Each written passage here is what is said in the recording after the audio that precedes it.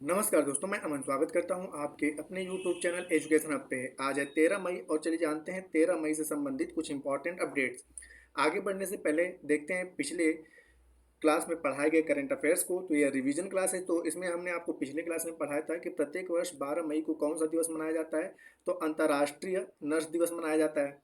किस कारोबारी कंपनी को लीगल एरा इंडियन लीगल पुरस्कार प्राप्त हुआ? तो मालाबार गोल्ड एंड डायमंड को। कौन सा देश 77वां कांस फिल्म फेस्टिवल में भारत पर्व की मेजबानी करेगा? तो भारत के द्वारा यह मेजबानी किया जाएगा। और किस देश के क्रिकेटर कालिन मुन्नो ने अंतर्राष्ट्रीय क्रिकेट से संन्यास लिया? तो कालिन मुन्नो का जो संबंध है वह न्यूजीलैंड से है। और लास्ट था आपका कल का कि हाल ही में जापान के राजदूत ने भारत में कहा शांति स्मारक का उद्घाटन किया? तो नागालैंड में किया। तो ये थे पिछले क्लास के करंट अफेयर्स। अब जानते हैं आज के करंट अफेयर्स के बारे में। तो आज का पहला विषय कि अंतर्राष्ट्रीय पौधा स्वास्थ्य दिवस कब मनाया जाता है? 12 मई, 11 मई, 10 मई या 9 मई? तो प्रत्येक वर्ष 12 मई को अंतर्राष्ट्रीय पौधा स्वास्थ्य दिवस के रूप में मनाया जाता है। तो सही आंसर होता है ए। अब यहाँ पर जानते हैं अन्य के बारे में। तो 1 मई को हम लोगों ने श्रमिक दिवस मनाया था। 2 मई को टूना मछली दिवस। 3 मई को प्रेस स्वतंत्रता दिवस। 4 मई को अग्नि शमन दिवस। 5 मई को विश्व हाथ स्वच्छता दिवस। 6 मई को राष्ट्रीय नर्स दिवस। 7 मई को विश्व एथलेटिक्स दिवस। 8 मई को विश्व रेड क्रॉस दिवस। 9 मई को महाराणा प्रताप और रविन्द्रनाथ टैगोर की जयंती मनाई गई थी। 10 मई को विश्व ल्यूपस दिवस मनाया गया था। 11 मई को राष्ट्रीय प्रौद्योगिकी दिवस मनाया गया था। और 12 मई को अंतर्राष्ट्रीय नर्स दिवस और साथ ही साथ अंतर्राष्ट्रीय पौधा स्वास्थ्य दिवस के रूप में भी मनाया गया था। बढ़ते हैं अगले अपडेट्स की तरफ। तो अगला अपडेट है आपका कि इदासीसा नोरांग को किस राज्य की पहली महिला डीजीपी नियुक्त किया गया है? महाराष्ट्र का, नागालैंड का, मुंबई का या मेघालय का?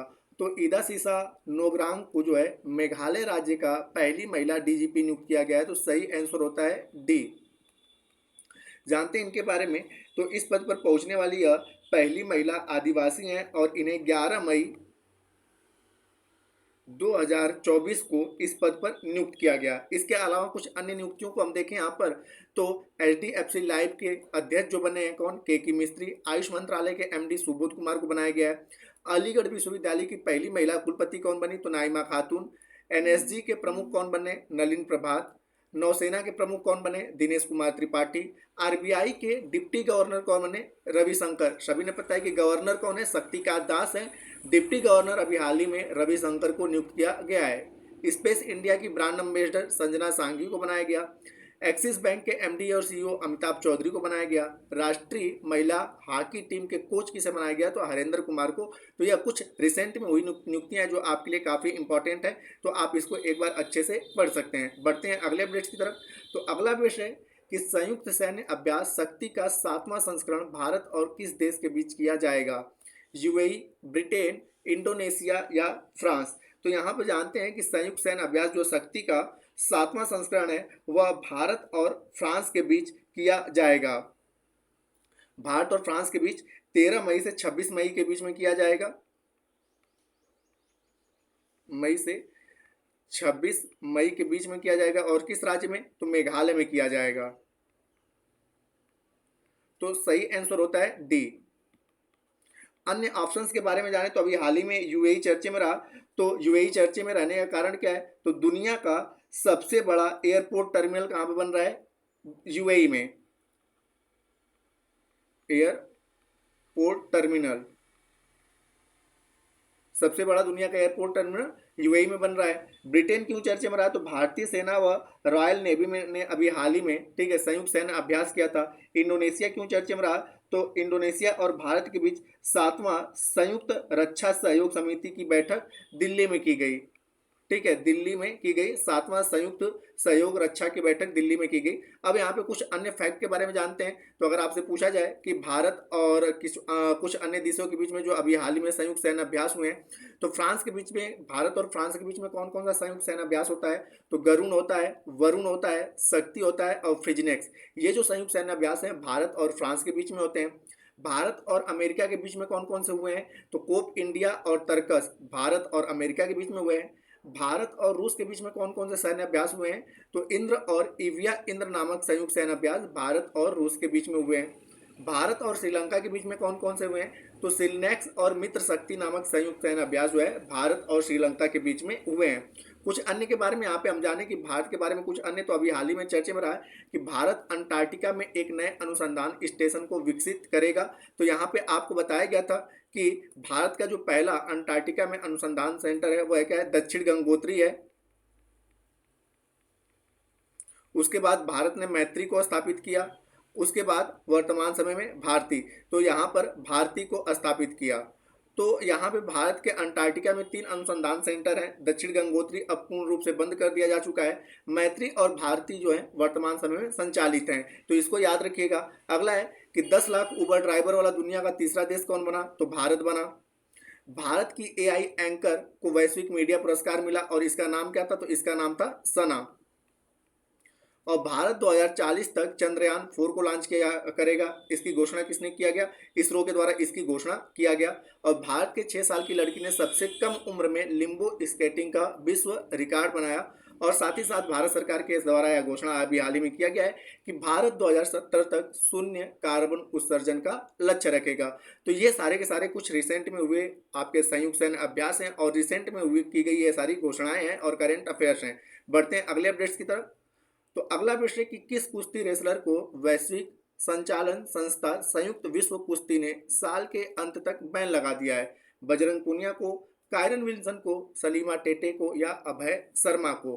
तो यहाँ पर सही आंसर होता है कि बजरंग पुनिया को कुश्ती रेसलर वैश्विक परिचालन संयुक्त संस्था ने साल के अंत तक बैन कर दिया है। तो सही आंसर होता है ए।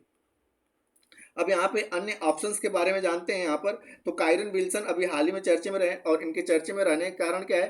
तो विश्व स्कूनर चैंपियनशिप का खिताब किसने जीता? विश्व स्कूनर चैंपियनशिप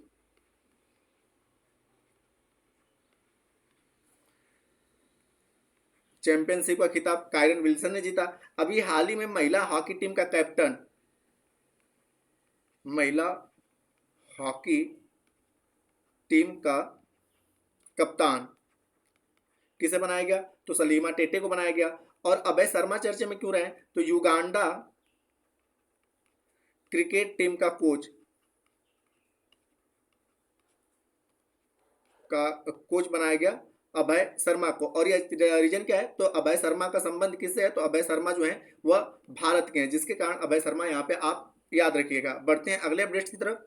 तो अगला अपडेट है और जो कि आज का अंतिम अपडेट है कि 46वां अंटार्कटिका संधि परामर्शदात्री बैठक का आयोजन किस शहर में किया गया? बेंगलोर में, लद्दाख में, दिल्ली में या कोच्चि में? तो यहाँ पर सही आंसर होता है कि 46वां अंटार्कटिका संधि परामर्शदात्री बैठक का आयोजन कोच्चि में किया गया। तो सही आंसर होता है डी। अब यहाँ पे अन्य ऑप्शन के बारे में जानते हैं कि अभी हाल ही में बेंगलोर चर्चे में रहा, तो क्योंकि अभी हाल ही में एक इंडेक्स जारी हुआ और उसमें देखने योग्य शहरों में बेंगलोर का जो स्थान रहा 9वां स्थान रहा। देखने योग्य शहरों में बेंगलोर का 9वां स्थान रहा। और 5वीं लद्दाख क्यों चर्चे में अभी हाल ही में रहा? तो 5वीं संयुक्त सीमा शुल्क की बैठक कहाँ पे हुई? तो लद्दाख में हुई।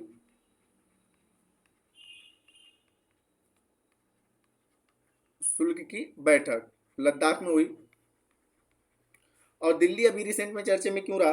तो भारत की सबसे बड़ी क्लाइमेट ब्लॉक, भारत की सबसे बड़ी क्लाइमेट ब्लॉक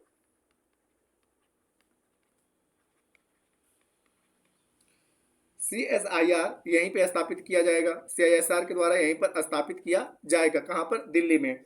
और जैसा कि मैंने बताया कि कोच्चि में तो आपका 46वां अंटार्कटिक संधि परामर्शदात्री का बैठक हुआ है। इसके अलावा कोच्चि में क्या हुआ है? तो इसके अलावा ठीक है, पर्यावरण संरक्षण समिति की 26वीं बैठक भी यहीं पे की गई। पर्यावरण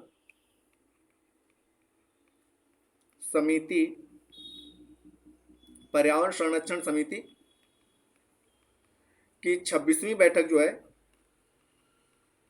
कहाँ पे की गई? कोच्चि में की गई। इसके अलावा अगर रिसेंट की बात करें तो इस बैठक में जो आपका हो रहा है अंटार्कटिका संधि परामर्शदात्री का आयोजन, इस बैठक के द्वारा और मतलब औपचारिक रूप से अंटार्कटिका में एक नया अनुसंधान क्या करेगा, फिर से भारत विकसित करेगा। और जैसा कि मैंने बताया कि भारत के वर्तमान समय तक कुल 3 अनुसंधान है। जब सबसे पहला अनुसंधान था वह कौन था, दक्षिण गंगोत्री था अंटार्कटिका में, जो पूर्ण रूप से अब लगभग बंद किया जा चुका है। उसके बाद भारत ने स्थापित किया था मैत्री को, जो अभी चालू है, और उसके बाद एक और है भारती।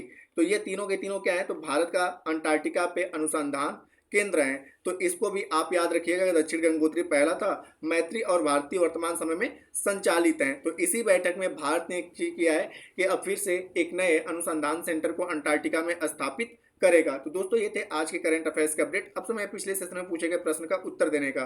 तो पिछले सेशन में आपसे पूछा गया था कि हाल ही में जापान के राजदूत ने भारत में कहा शांति स्मारक का उद्घाटन किया, तो जिसका सही उत्तर था नागालैंड। तो जिन्होंने भी सही उत्तर दिया उनके लिए बधाई। अब समय है आज के प्रश्न का। तो आज का प्रश्न है कि ईदा सीसा नोग्रांग को किस राज्य की पहली महिला डीजीपी नियुक्त किया गया है, महाराष्ट्र का, नागालैंड का, मुंबई का या मेघालय का। तो आप इसका आंसर हमें कमेंट बॉक्स में दे सकते हैं। आपके कमेंट का हमें इंतजार रहेगा। तो दोस्तों वीडियो पसंद आए तो वीडियो को लाइक करें, कमेंट करें तथा अपने दोस्तों के साथ शेयर करें, और चैनल पर नए तो चैनल को सब्सक्राइब अवश्य करें। और इस पीडीएफ के लिए आप हमारे टेलीग्राम से जुड़ सकते हैं, जिसका लिंक वीडियो के डिस्क्रिप्शन में दिया हुआ है। तो वीडियो के अंत तक बने रहने के लिए धन्यवाद। मिलते हैं जल्दी नेक्स्ट वीडियो में।